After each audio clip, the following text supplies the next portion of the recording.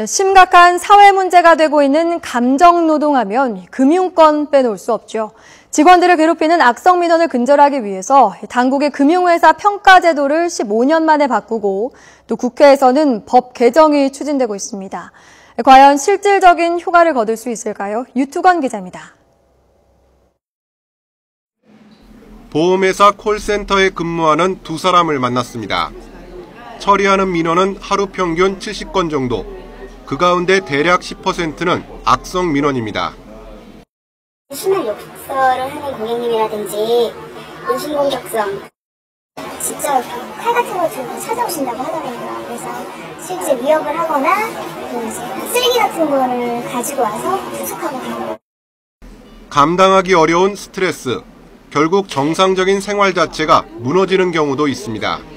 이 화를 표출을 가족들에게 한다는 거예요. 풀 데가 없으니까. 공황장애도 오고 심지어 자살 시도를 했던 친구들이 속상하죠. 하지만 감독기관의 평가를 받기 때문에 회사는 어떻게든 민원을 처리하기에 급급할 뿐입니다. 이런 약점을 노리고 금품을 요구하는 경우도 많습니다.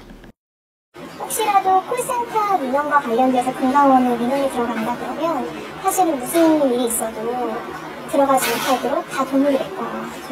상대적으로 악성 민원이 적은 은행에서도 부당한 요구를 거부하는 경우는 20%에 불과했고 그 2배에 가깝게는 무작정 끌려다니는 것으로 나타났습니다. 또 직원의 절반 정도가 우울증 의심 증세를 보였고 20%가량은 실제로 우울증을 앓고 있었습니다. 이에 따라 금융감독원은 민원 발생 건수에 의존하던 금융회사 평가제도를 15년 만에 대대적으로 손질하기로 했습니다.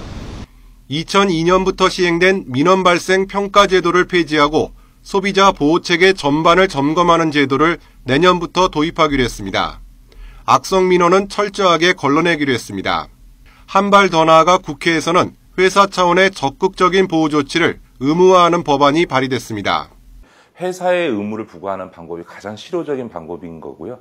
그 점은 다산 콜센터 사례에서도 이미 검증된 것이라고 생각합니다. 감정노동에 시달리는 금융회사 직원들의 오랜 수건이 풀릴 수 있을지 주목됩니다. YTN 유튜건입니다.